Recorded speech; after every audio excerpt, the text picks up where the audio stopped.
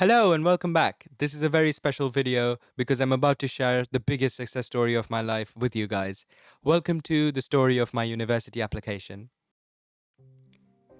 So, as many of you may know, in the UK, this process starts about September-ish when you start writing your personal statement and preparing for the UCAS application to universities. For my A levels, I do maths, further maths, physics, and music. But as people, who follow my channel will know, this is all about music. So guess what subject I wanted to study. Now, previously, my idea of a university education primarily circulated around conservatoires. These are colleges such as Royal College of Music, Royal Academy of Music, Royal Northern College of Music, etc. And these universities approach music from a more practical standpoint, although that is an oversimplification. You have specializations here. So for me, when I applied to a conservatoire, which I did, I chose composition as my primary study. You do get second studies as well, but it's mainly just focusing on a certain specialism.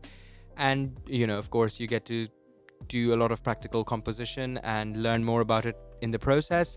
Also, there are stuff about, sustaining yourself as a composer in your future career. However, in year 12, my first year of sixth form, I was introduced to a different course by my music teacher, which is an academic music course. These are music courses offered by academic universities in the UK, such as Cambridge, Oxford, Birmingham, York, etc. This course really fascinated me. I was very interested in this course because it approached music from a purely academic standpoint. It looked at music through science, it looked at music through philosophy, it looked at music through various cultures and their histories. Of course, in addition, you could also study performance composition, but it's a very wide course. You get to do basically all subjects that can possibly exist, from geography, history to science and maths, but its relevant parts applied to music. And this was really exciting for me. Hence, I chose to apply to a whole bunch of academic universities as well for music. So, for UCAS applications to academic universities, you get 5 choices, and my top choice was the University of Cambridge. This is an extremely hard university to get into, and to make stuff harder for me, I chose King's College, which is the most prestigious college at Cambridge for music, and it is extremely hard to get into. If you're confused by what I mean, Cambridge is a collegiate university like Oxford or York, which means it is divided into 31 different colleges. Your college is the place where you stay, it's your social hub. You go to the different faculties. So, for example, I would have to go to the Faculty of Music to study music. People have to go to Faculty of English to study English, and people from all colleges would go there to study their subject. But the colleges where they stay, that's where their supervision sessions, which are sessions that you have with a professor or a fellow of your college on your subject. It's like discussions and arguments and stuff. Those are all held in your college. Now, as many of you may know, you are only allowed to apply to one college out of Oxford and Cambridge. I chose Cambridge because, well, I just really love the city. It's a very flat city, so it's brilliant for cycling. The scenic beauty is just fantastic, and there is the river, which allows for a lot of punting and fun stuff in the summer. Also, it's a very sporty college, so you get to play a lot of sports. The other colleges I applied to in terms of academic ones, so in my UCAS application, was University of Durham, Birmingham, York, and Southampton. As mentioned previously, I also applied to conservatoires. I applied to the Royal College of Music and the Royal Academy of Music. Those are the 2 big London conservatoires. So once you have sent off your personal statement along with your grades and your teacher reference, some universities give you offers just based on these, while some ask for further stuff. I had to send a lot of portfolio stuff to the conservatoires, so my composition portfolio, which is a selection of pieces that I think show me off the best. They're pieces I've written, of course. For academic ones such as Cambridge, they asked for a little more, so that was compositions, it was also written work, there were performances, essays, technical exercises such as counterpoint exercises, Bach chorales, etc.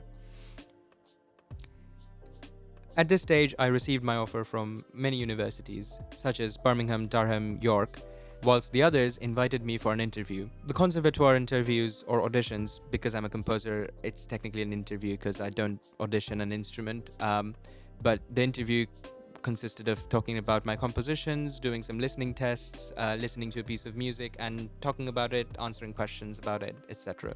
Southampton invited me to an online interview of around 20 minutes, which involved again talking about stuff I'd written in my personal statement, so my interests and stuff I've done in the last few years.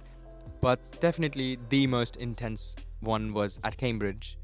It actually involved me going there the night before rather, and spending the night there as my interviews were in the morning. And I say interviews because they do 2 interviews. So I got to stay there, which was just a fantastic experience. I mean, it's such a historic place, it's such a beautiful place. My stay also involved meals such as the dinner the night before and the breakfast in the morning. So I got to eat in the famous dining hall of Kings, which is, I mean, it just feels amazing to sit there and eat food, which is a very odd thing to say, but it is. In the morning, I had my breakfast and I went to the Porter's Lodge, which is basically like the reception as you enter King's College. And I asked the porters if I could go and take a look into the practice rooms in the college. And I went and I played in the Steinway Boston piano for a while. And I mean, that was fantastic as well. I mean, Steinway Boston, hey, that's some piano. Then, of course, I had my first interview, which was around 10 o'clock, and my second interview was around 1:30ish. Both the interviews were structured similarly. I had 2 interviewers for both, and both of them had certain questions that asked me about stuff I'd written in my personal statement, and questions based on something Cambridge calls pre-interview reading material. So before each interview, you are given something to read for around half an hour, and you're asked questions on it, you're asked to comment on it, etc. So for the first interview, I was given a piece of music. Unfortunately, I'm not allowed to share details about the interview because of various confidentiality stuff I had to sign. But the interview involved questions on the piece I was given to look at half an hour before.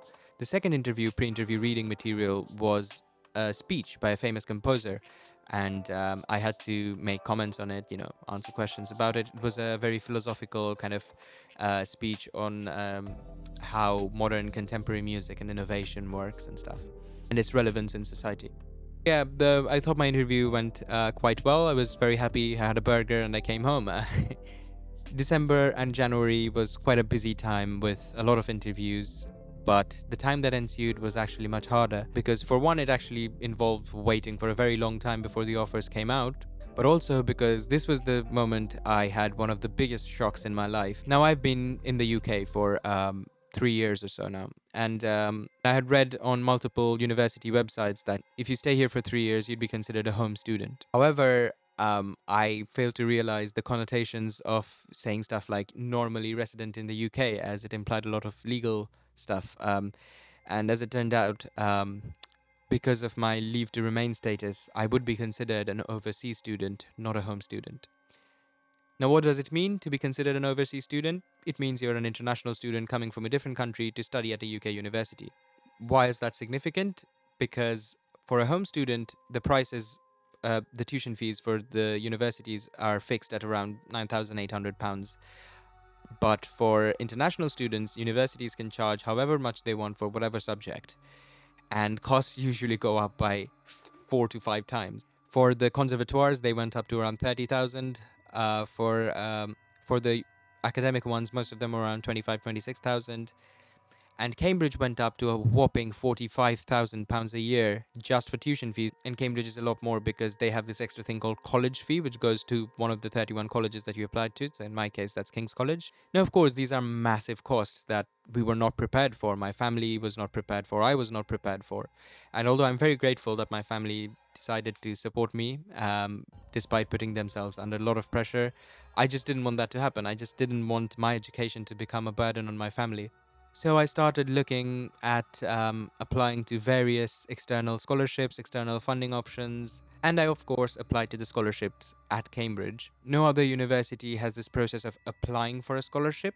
They just give you based on your merit, but Cambridge, beyond your merit, there are different kinds of scholarships that involve different criteria and are means tested. And I knew that I wouldn't qualify for the means tested ones or a lot of the ones that I applied for because of various criteria. But I applied to all just to, leave no stone unturned. The first good news was when I received my offer from Royal College of Music, which came with a scholarship of around £10,000, which reduced the tuition fee to about £20,000, which is still quite a lot, but Still, at least, it's a viable option. I also received my offers from every single other university I applied to, including Cambridge, which was, that was a big day, because I got accepted from King's College. King's College for music is one of the most competitive universities, probably the most competitive in the UK. They offer like 4 to 6 seats every year, and the fact that I had gotten the place at King's College was just, I felt so happy. In Cambridge, if you apply to a very competitive college, they can choose to put you in a different college but still keep you at Cambridge if they think, you're not good enough for the college, but you're good enough for the university. But I got accepted into King's, which was great. However, again, I still hadn't figured out a way to fund myself. I applied to all the scholarships, of course, and for the next 3 or 4 months, as I prepared for my A-level exams, I kept looking at funding options. I kept talking to people, trying to see if there were any external funding options available. Unfortunately, I found none that were for the criteria I was applying with. But the fantastic news came a couple days before my A-level exams, when I received an email from King's College saying I had received a King's International Studentship. Now, this is a scholarship provided by King's College. When I applied, I had to apply to the Cambridge Trust scholarships, which is offered by the Cambridge Trust. It involves every applicant to every college within Cambridge, international applicants, that is. All these scholarships are, of course, for international students. There are, of course, other scholarships for home students, but I didn't apply for those because, I'm not a home student. Now, the King's Studentship, if you read on their website, it says they offer usually around 10,000 to 15,000 to students. It's very selective, very competitive. And on the website, it does mention that they offer full scholarships, but it's very rare. They only offer it occasionally to one student. And the big news was this year, I was the one who received a full scholarship. What does a full scholarship mean? It means that I have to pay 0 tuition fees, and the college actually provides financial help towards my maintenance, which involves my accommodation, my living expenses, my food, etc. Basically, my costs went down from around 60,000 a year to basically 0. This was such a proud moment. I mean, it was, of course, a massive relief, but also, I mean, the fact that I'm not only able to study at such a prestigious institution, but also I don't have to make my education a burden to my family meant so much. Of course, it's not still final. There is one last step left. My A-level exams finished last Thursday, and results come out on the 15th of August. I need to get the grades Cambridge has asked for, of course, but I'm very confident, feeling very nice. Of course, this news was such a big motivation for the exams as well. I think they all went very well. The grades, despite being very high, are grades I have achieved before, and my predicted grades that I applied to the university with were actually higher than that. So yeah, not too worried about results day, but yeah, this is just such a big success. I'm, of course, very proud, and thank you to all of you for all your support, all your good wishes. And I hope this inspires you. This inspires musicians to apply to university to study music. I mean, the King's International Studentship is offered to one student out of all applicants in every single subject who has applied to the college, and they gave it to a music student. So hey, if you're a musician, if you are a music academic, do apply to music colleges, study music. This subject is truly so amazing once you start being passionate about it. I would encourage more and more people to apply to music. Thank you for watching this video. Do not forget to subscribe, of course. Huge times coming up. I'm gonna keep making more and more videos.